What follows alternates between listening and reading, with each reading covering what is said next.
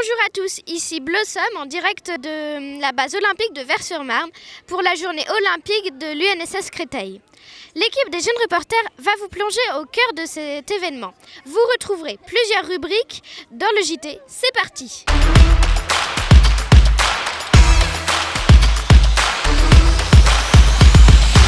Génération 2024, on essaye de former énormément de jeunes bénévoles qui en 2024 seront prêts à être des acteurs et être d'une certaine manière à l'intérieur des Jeux Olympiques, parce que c'est aussi vous apporter ça, c'est pas seulement que la caravane olympique passe et s'en aille, mais que quand elle passe, elle nous emmène tous un petit peu, vous emmène tous un petit peu dans cet esprit olympique. Et de ce qu'on a vu de cette génération 2024, vous êtes déjà très prêts pour la pensée olympique. Vous êtes des mini-olympiens.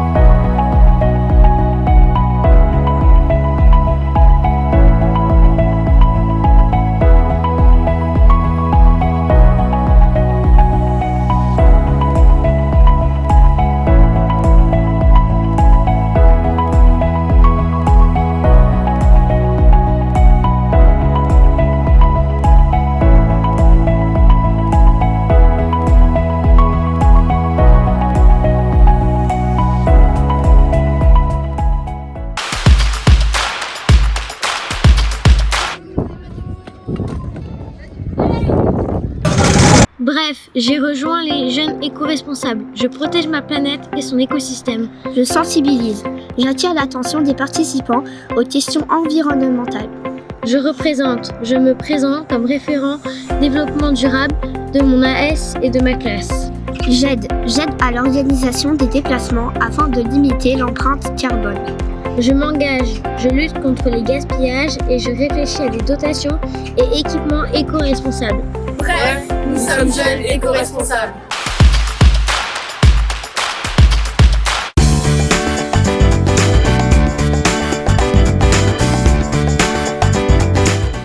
Ok, c'est quand tu veux, hein. Let's go. Alors moi c'est Meryl Loquette, je suis en équipe de France de para-badminton. Je suis 7 fois champion de France, double vice-champion d'Europe en 2016 et 2018. Je suis actuellement 6e mondial et j'ai réalisé les Jeux de Tokyo, donc en 2020. Et je suis bien parti pour faire Paris 2024, ça c'est mon objectif. De faire découvrir mon activité de sport, de montrer que c'est disponible pour tout le monde, c'est un sport vraiment ludique et que c'est facile à jouer, quoi. C'est le meilleur sport du monde. Moi j'ai commencé en 2016 vraiment la compétition. Il n'y a pas très longtemps, avant je faisais du judo. J'ai fait 16 ans de judo. Le handicap ne m'embête plus, parce que moi mon handicap c'est de naissance. Je suis né de la main droite quand même, donc je suis droitier. J'ai dû apprendre à travailler de la gauche, à jouer de la gauche. Mais comme c'est pas un handicap où j'ai eu un accident, je me suis pas retrouvé du jour au lendemain avec plus de main. Donc j'ai eu l'habitude de m'habituer. Mais il y a une petite gêne quand même sur mon sport parce que c'est un sport très rapide. Et à un moment quand je suis fatigué, j'ai l'impression que c'est celui-là qui doit jouer alors que c'est toujours cette main-là. Mais sinon ça va.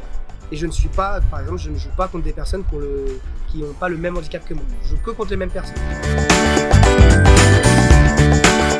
Bien sûr, direct. Je suis bien parti et en plus c'est à la maison, quoi. Avec la famille, ça va être cool.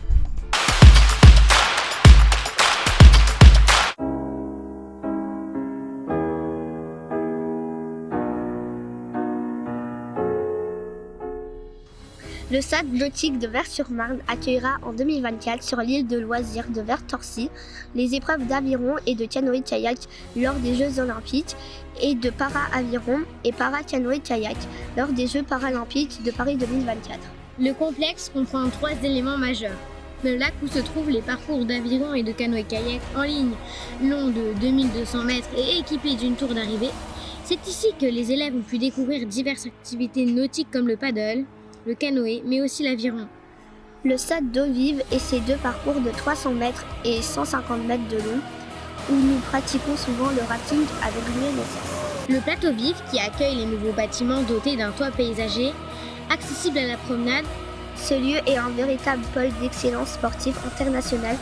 Il est avec Pékin et Sydney, un des 3 sites au monde capable de regrouper les épreuves olympiques et paralympiques de canoë-kayak et d'aviron.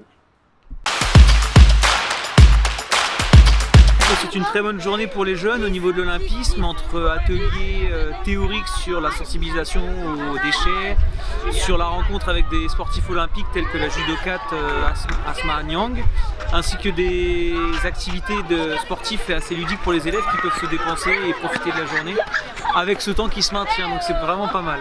Merci beaucoup. Il y a beaucoup d'activités de sport et il y a des activités aussi sur la nature. Il y a des activités très épuisantes comme la trottinette. Des activités également pour les handicapés. Je trouve ça très intéressant et très intégriste dans une société qui se divise assez ces derniers temps. On voit que les élèves sont très heureux de partager des moments ensemble.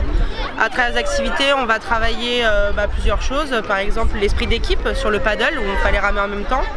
Et à côté de ça, on a travaillé également sur le laser run. Le laser run. On a travaillé la précision. Donc c'était hyper formateur et très intéressant.